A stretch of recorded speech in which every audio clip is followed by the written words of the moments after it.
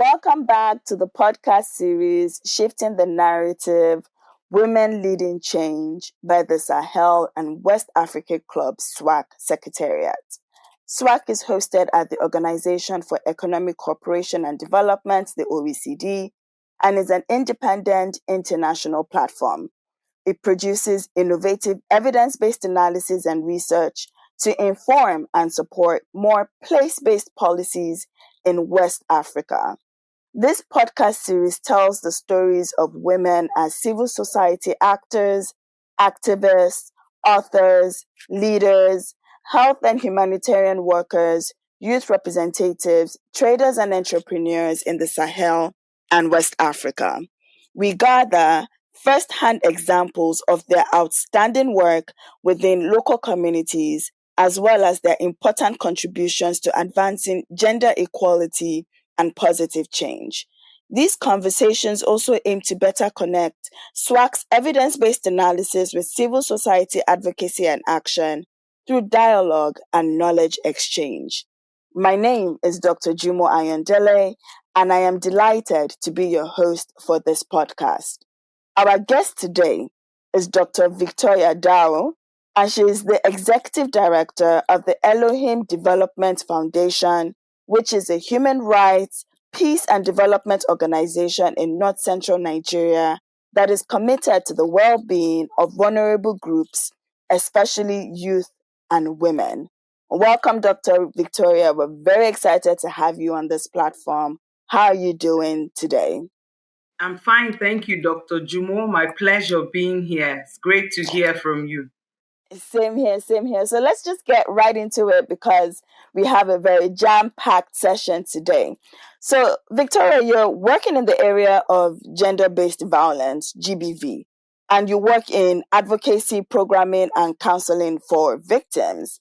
Now, SWAC's report on political violence targeting women in West Africa demonstrates that women are really facing unprecedented levels of targeted violence with worrying consequences for their livelihoods and survival. Now, given the experience and the community-based gender programs that you implement in addressing GBV, what do you find most interesting about this report? And second, what are your thoughts as an actor on the ground? Thank you for that question. Looking at the report, it was quite remarkable to note that our sisters in other parts of West Africa were going through the same kind of challenges, that we shared. We had common challenges. But one thing that stood out for me in that report was the fact that here in the North Central, our challenges and the attacks we have on women are not necessarily political. Women they just suffer from the effects of communal crisis and the very popular and outrageous farmer headache crisis.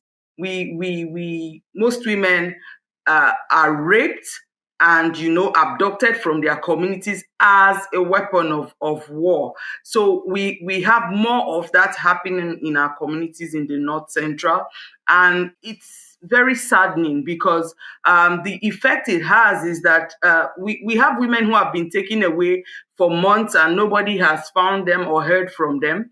We have women who have been raped and are traumatized as a result of that. And some will never get to receive any form of counsel, but for those we can reach, we try to offer some form of psychosocial support and trauma healing. But I tell you that it's a very depressing situation down here. And for me, I think more effort will have to be made in that aspect. And it would be good to have more researchers coming down to the North Central to see firsthand what is happening in our communities here.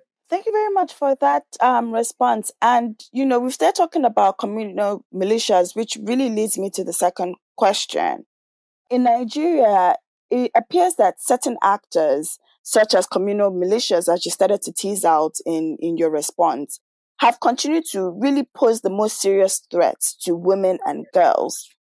Is this really the reality in the communities that you serve and in the programs that you run? And how are you addressing these issues? Okay, that's our reality down here.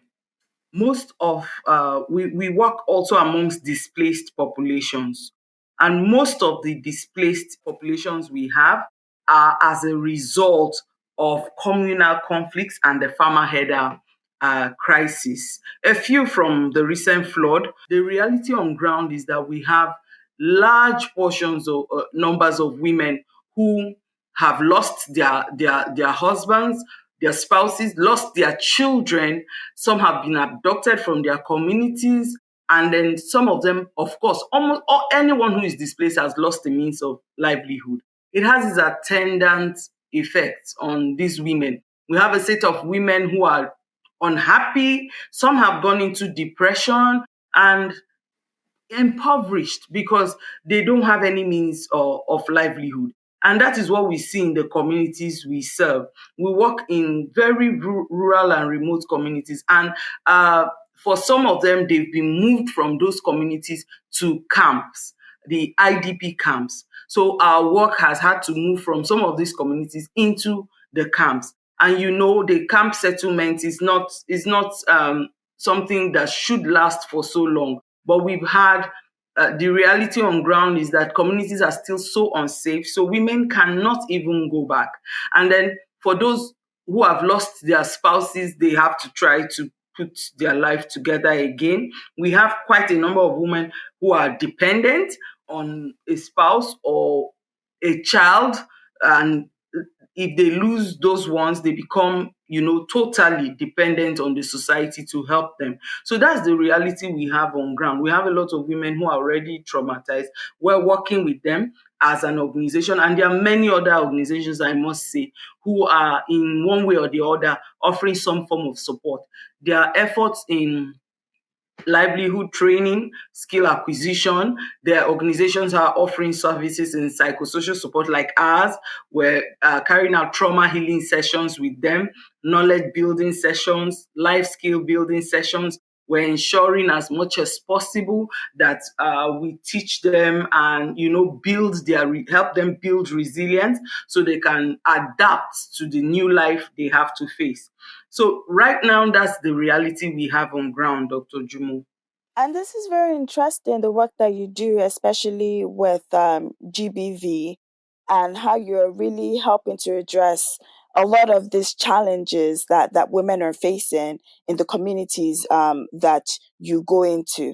And this really is a good segue into the third question that I have for you, which is when we think about gender-based violence, we usually focus our attention on interventions and programs that just target women.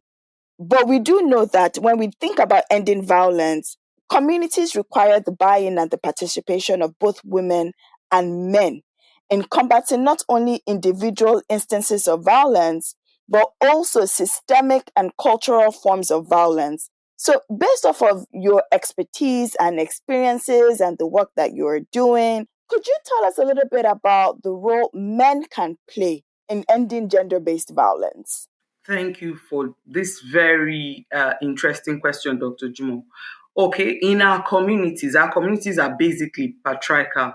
And a lot of the gender-based violence issues we have stem from our cultural practices. Like any other place in Africa, these cultures or norms are set up by men mostly. Most traditional councils are made up of men. Most decision-making bodies are made up of men. And these are the people who take the decisions concerning our lives as women. And it would be very important to include them by taking the advocacy to their doorsteps. So if we can get them to understand that it is not a women against men fight, it is a we all against injustice kind of arrangement. Men tend to be a bit more understanding and how it impacts on them. Interestingly, Dr. Jumo, whenever you go with an advocacy to the communities and you point out how a change in customs or culture will make the lives of their daughters better, they are more acceptable. They open up more to such than when you talk about their wives. We are still not able to say why that happens, but the movement is slow, but we're making some progress.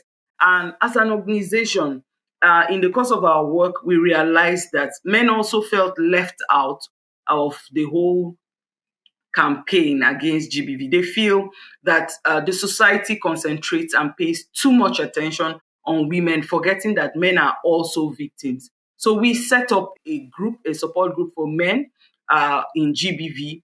We had an inaugural meeting where I was, of course, the only female because we wanted them to be able to speak out, and I had to sell the vision. But after that meeting, they were able to set up a WhatsApp group where they communicate exclusively, they share ideas, they talk to themselves, they encourage themselves. We have older, we have younger men, and we have them sharing experiences without any hindrance or fear that a woman would look down on them because and see them as vulnerable. Because we realized that is what most men don't want to be seen as, and so they don't speak out. But with that support group, the support group is now visiting schools in company of some of our volunteers to talk to the young people at the secondary school level, to, talking to them about the dangers of GBV, that's gender-based violence, how to protect yourself, what to do, and most importantly, to speak out if they experience any form of it. It's an ongoing work, but I tell you, it's been very interesting and quite rewarding.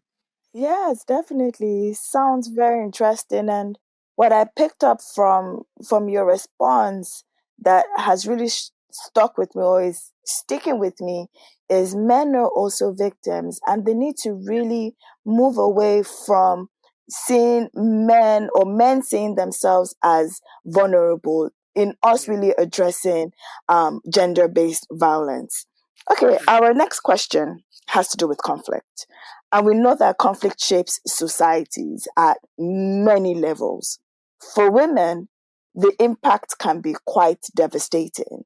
But at the same time, it can also be a door to new opportunities.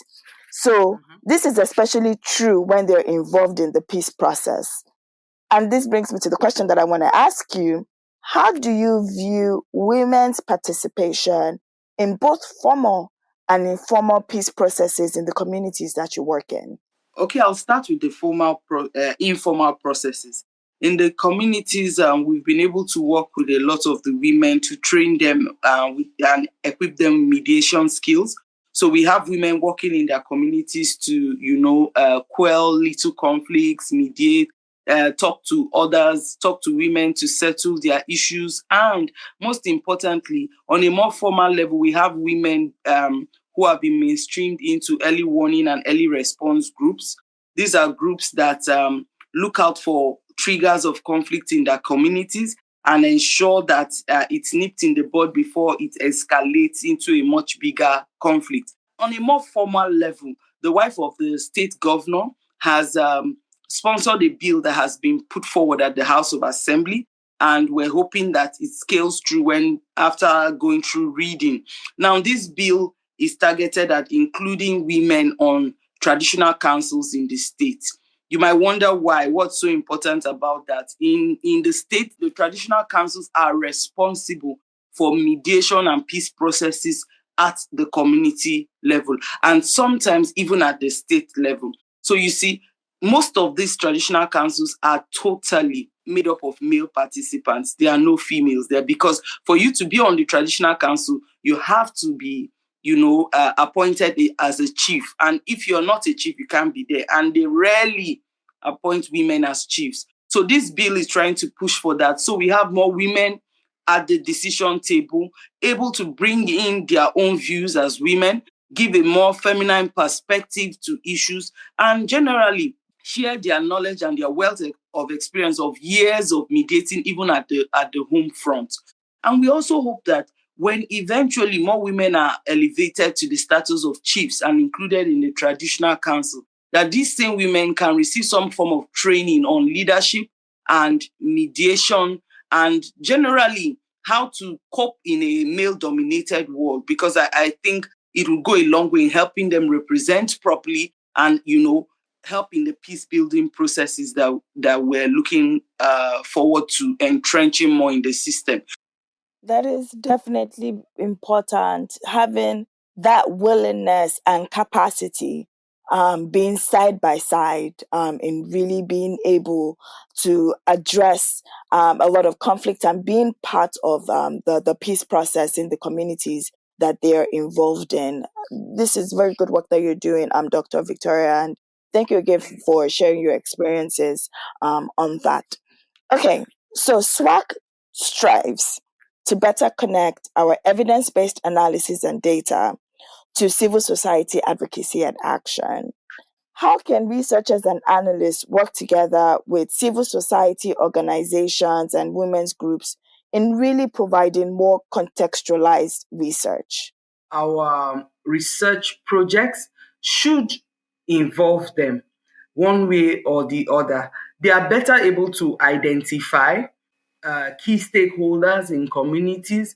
They have better background knowledge of what we're looking for and could give guidance on how to proceed in the communities. And then another thing is, with the current heightened insecurity in the country, it is much easier and much better and more cost effective to partner with local civil society organizations who could, send out their trained staff to help also gather some information. I think partnerships, if they already exist, can be strengthened, and if they do not exist in certain communities, can be built and can be used for the betterment of our society. I think we would get more work done, and of course, would reach out to more people that way.